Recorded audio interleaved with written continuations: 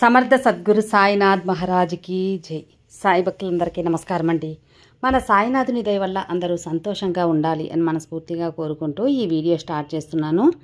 ఇక ఈరోజు వీడియోలో మనకు బాబాగారు ఏం చెప్తున్నారంటే, బిడ్డ నీ కూడానే ఉండి నీతోటే ఉండి నిన్ను నమ్మించి నిన్ను దెబ్బ కొట్టాలని చూస్తున్నారు. ఇతరులకి లంచాలిచ్చి కూడా నీకు చెడ్డ పేరు తీసుకురావాలని, నీ యొక్క ఎదుగుదల ఆపాలని కొందరు సది చేస్తున్నారు. ఆ సది అంతా నీకు అంటకుండా తిరిపి వాళ్ళకే కొట్టేలా ఈ సాయి చేస్తాను, నిన్ను రక్షణ కవచంలా నేను కాపాడుకుంటాను అని బాబాగారు మనకు ఒక మంచి సందేశం అందిస్తున్నారు. ఆ సందేశం ఏంటి, ఏం చెప్పబోతున్నారు అని మన బాబాగారి మాటల్లోనే విందామా. బిడ్డ, నిన్ను దెబ్బ కొట్టాలని చెప్పాను కదా, జాగ్రత్తగా విను. నీ జీవితానికి, నీ ఎదుగుదలకి, నీ వ్యాపారమైన, నీ ఉద్యోగమైన, ఎందులో అయితే నువ్వు ఏది సాధించాలనుకుంటున్నావో అందులో నువ్వు మంచిగా రాణించాలన్నా, మంచి పేరు తీసుకురావాలన్నా నీవు ఈ మాట వినాల్సిందే. నువ్వు ఎంత నిజాయితీగా ఉన్నా సరే నిన్ను కొంతమంది కిందకి లాగాలని చూస్తున్నారు. బాబా నన్నెందుకు బాబా వాళ్ళు లాగాలని చూస్తున్నారు, నేనేం తప్పు చేశాను, నా పనే కదా నేను చేసుకుంటున్నానని నువ్వు అడగొచ్చు. అవునమ్మా, నువ్వు నీ పని నువ్వే చేసుకుంటున్నావు. నువ్వు న్యాయంగా నీ ఎదుగుదలకి నీ కృషి అనేది చేస్తున్నావు. కానీ కొందరికి అది నచ్చటం లేదు. నిన్ను ఇతరులు పొగుడుతున్నా, నిన్ను గొప్పగా విలువ ఇచ్చి చూస్తున్నా, మర్యాద ఇచ్చి చూస్తున్నా అది వాళ్ళు ఓర్చుకోలేకపోతున్నారు. ఆ ఓర్చుకోలేని తనం నువ్వు ఎక్కడ ఎదిగిపోవాలో అని, ఎక్కడ ఎదిగిపోతావో అనే భయంతో వాళ్ళు నిన్ను ఏమీ చేయలేక ఇతరులచే వాళ్ళు ఎలాగైనా నిన్ను కృంగదీయాలని చూస్తున్నారు. అది మాటలతోనా లేదా చేతలతోనా అనేది, అంటే ఇతరులకి నీ మీద ఉన్న విలువను తగ్గించాలని చూస్తున్నారు. నువ్వు పని చేసే దగ్గర కానీ, ఉద్యోగం చేసే దగ్గర కానీ, నీ వ్యాపారం చేసే దగ్గర కానీ ఎక్కడైనా సరే నీ విలువను తగ్గించాలని చూస్తున్నారు. బిడ్డ జాగ్రత్తగా ఉండు. వాళ్ళు ఎవరి అని ఊహించు. ఎందుకు నాకు ఇలాగా జరుగుతుంది, నేను అంతా మంచిగానే ఉన్నానే, నాకు వ్యతిరేకంగా ఎక్కడ జరుగుతుంది అని నువ్వు ఒక్కసారి ఆలోచించు. బిడ్డ, నువ్వు ఎందుకు ఇలా జరుగుతుంది అని అడిగావు కదా, చెబుతాను విను. నువ్వు అందరినీ నమ్ముతున్నావు, అందరూ మంచివాళ్ళు, అందరూ నీలాగే మంచి గుణం ఉన్నవాళ్ళు అని. కానీ అందరూ అలా ఉండరమ్మా. కొందరు మంచివాళ్ళుగా ఉన్నా కొందరు అసూయ, ఈర్ష, ద్వేషం, కోపం ఇలాంటివన్నీ పెట్టుకుని ఉంటారు. అవి పైకి చూపించలేని వాళ్ళు లోపలే నీ మీద పగతో నువ్వు ఎప్పుడు పడిపోతావా, వాళ్ళు ఆనందిద్దామా అని ఉన్నట్టుంటారు. నువ్వు ఎప్పుడైతే కష్టపడుతూ చూస్తారో, నువ్వు ఎప్పుడైతే ఇబ్బందులు పాలవుతూ ఉంటారో అప్పుడు వాళ్ళు మనసులో ఆనందపడతారు. ఆ సమయం కోసం వాళ్ళు వేచి ఉంటారు. నిన్నే గురిగా పెట్టి నీ మీదే ఒక కన్ను వేసుంచి వాళ్ళు ఎన్నెన్నో సదులు చేస్తున్నారు.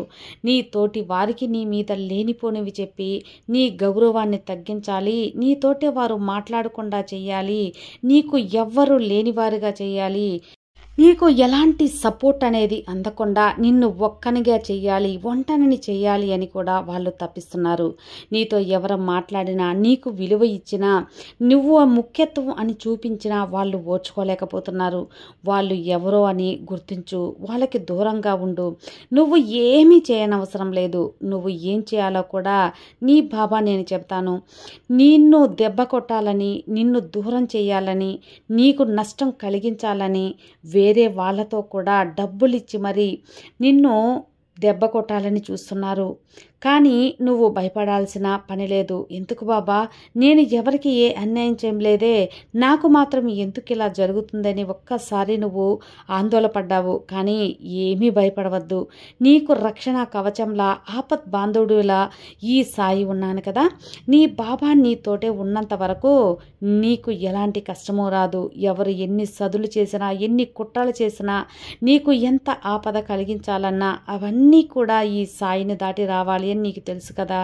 నీ బాబాకి అన్నీ చూస్తున్నాడు. నీ బాబా చెడుని ఎప్పుడు కూడా సహించను.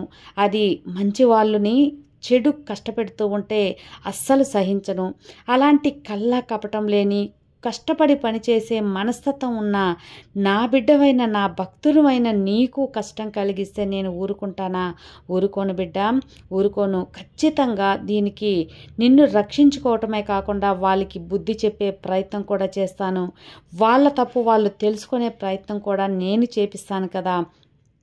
నీకు ఎలాంటి కీడు అంటకుండా నిన్ను కాపాడుకుంటాను.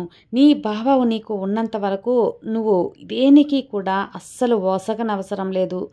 నువ్వు సాయి అని పిలిచావు, తండ్రి అని నన్ను ఆరాధించావు, బాబా అని నీ యొక్క తండ్రి స్థానమని నాకు ఇచ్చినప్పుడు నేను నా బిడ్డల్ని ఎలా చూసుకుంటానో నీకు తెలియదా? నన్ను ఒక్కసారి పిలిస్తే నేను 100 సార్లు పలుకుతాను. నువ్వు పిలిచినా పిల్లకపోయినా నేను వస్తూనే ఉంటాను. నా బిడ్డ ఎలా ఉంది, నా భక్తులు ఏ కష్టంలో ఉన్నారు, నేను ఎప్పుడు కళ్ళు ఆర్పకుండా చూస్తూ వాళ్ళని రక్షించుకుంటూ ఉంటాను. ఇదే ఈ సాయిని కొలిసిన వారికి నేనిచ్చే బహుమతి. నేనే అండగా ఉంటాను అని ఎవరైతే పసిగట్టి నన్ను ఆరాధిస్తారో వాళ్ళకి నేను సర్వనిశ్చయంగా తండ్రిగా ఉంటాను.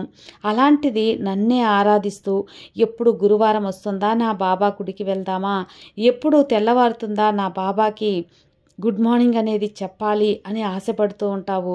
అలాగే నిద్రించే ముందు గుడ్ నైట్ బాబా అని నన్ను తలుచుకుంటూ ఉంటావు. అలా పదే పదే నన్నే తలుచుకుంటూ నన్ను నిత్యం నీ ఇంటిలో ఒక మనిషిగా, భగవంతునిగా, నన్ను తండ్రిగా ఆరాధిస్తున్నప్పుడు నేను నిన్ను రక్షించుకోకుండా ఎలా ఉంటానమ్మా? ఖచ్చితంగా రక్షించుకుంటాను. ఇక నీకు సది చెయ్యాలి అనుకున్న వాళ్ళు ఎంత ఈర్ష్యతో ఉన్నా సరే వాళ్ళు ఈర్ష్య, కోపం నిన్ను ఏమీ చేయలేవు. వాళ్ళ చెడు శక్తి ఏది కూడా నిన్ను దరిదాపుల్లో కూడా రానివ్వను. వాళ్ళ మనసులో ఏదైతే ఉంటుందో అదే వాళ్ళకి జరుగుతుందే తప్పితే నీకు ఏది కూడా అంటదు. వాళ్ళు కోరుకోవచ్చు నువ్వు బాగుండకూడదు అని, కానీ నువ్వు బాగుండకూడదు అని కోరుకోవటానికి వాళ్ళెవరు చెప్పు? అది నిర్ణయించాల్సింది భగవంతుడు కదా, నువ్వు నమ్ముతున్న ఈ బాబా కదా. అలాంటిది వాళ్ళెవరు బిడ్డ నిన్ను శాసించడానికి? వాళ్ళు తలుచుకుంటే ఇక్కడ ఏది జరగదమ్మా. నీ మంచి మనసు వల్లే. ఎవరిది మంచి మనసు ఉంటే అక్కడ భగవంతుడు స్వచ్ఛంగా వాళ్ళకి మంచే చేస్తాడు. నిజాయితీ అనేది ఎవరైతే అలవాటు పరుచుకొని నిజంగా ధర్మంగా ఉంటారో వాళ్ళకి భగవంతుడి సహకారం ఎప్పుడూ ఉంటుంది. ఇలాగా నిన్నే కాదు ఎవరితో కూడా ఈర్ష్యగా, ద్వేషంగా, వాళ్ళ మీద కుట్రగా, కుళ్ళుగా ఉన్న వాళ్ళు పైకి వచ్చినట్లు చరిత్రం లేదు బిడ్డ. వాళ్ళు ఎప్పటికైనా సరే వాళ్ళ మనసు ఎలా ఉంటుందో వాళ్ళ జీవితం అలాగే ఉంటుంది. కాబట్టి నువ్వు వాళ్ళ గురించి ఆలోచించాల్సిన అవసరం లేదు. ఇక మొదట్లో నీ బాబాని అడిగావు కదా, అయితే వాళ్ళని ఏం చేయాలి బాబా, నేనేం తప్పు చేశాను అని. నువ్వు ఏ తప్పు చేయలేదమ్మా. నువ్వు నీ పనులు చేసుకుంటూ ఉన్నావు. నీ కుటుంబాన్ని ఎలా మంచిగా జీవించుకోవాలి, మంచిగా పెట్టుకోవాలి, నీ పిల్లల్ని ఎలా వృద్ధిలోకి తేవాలి, నీ వ్యాపారాన్ని ఎలా అభివృద్ధి చేసుకోవాలి, నువ్వు అందరితో విలువ ఎలా పొందాలి అని నీ మంచితనమే నీ విలువని పెంపొందేలా చేస్తుంది. నీ కష్టపడిన కృషే నీ కుటుంబాన్ని మంచి ఎదుగుదలకు చేస్తుంది. నీ నడవడికి అందరికీ నీ విలువ అనేది తెలుపుతుంది. వాళ్ళ గురించి నువ్వు ఏమీ చేయనవసరం లేదు. మౌనంగా నీ పని నువ్వు చేసుకుంటూ వెళ్ళు. వాళ్ళు ఎంత పెద్ద సదిలు కుట్రలు చేసినా అది ఏది నీకు ఎలాంటి చెడు ప్రభావం కూడా అస్సలు అంటదు అని గుర్తుంచుకో. నీ పని నువ్వు చేసుకో. నీ మౌనంగా నీ వాళ్ళ సంగతి పట్టడానికి నిన్ను ఎంత కింద తొయ్యాలనుకున్నా వాళ్ళని నేను నిన్ను పడనివ్వను. వాళ్ళ సంగతి నీ బాబా చూసుకుంటాను. అలాగని నేను ఏదో వాళ్ళకి నన్ను కక్ష కట్టారు, నిన్ను కక్ష కట్టారని వాళ్ళ మీద చెడు ప్రభావం చూపండిలే. వాళ్ళకి బుద్ధి తెలిసేలా, అంటే వాళ్ళ తప్పు ఏదైతే ఉందో, వాళ్ళ ఆలోచన విధానం ఏదైతే ఉందో అది తప్పు అని తెలిసే విధంగా వాళ్ళకి చేస్తాను. అదే కదా వాళ్ళకి శిక్ష. వాళ్ళు మారడమే కదా నీకు కావాలి. అందరూ బాగుండాలని కోరుకునే నీకు వాళ్ళు చెడిపోవాలని ఉండదు కదా. కాబట్టి వాళ్ళు మంచిగా మారేలా నీ బాబా తీర్చిదిద్దుతాను. కానీ నువ్వు చేయవలసిందంతా నీ పని నువ్వు చేసుకోవటమే.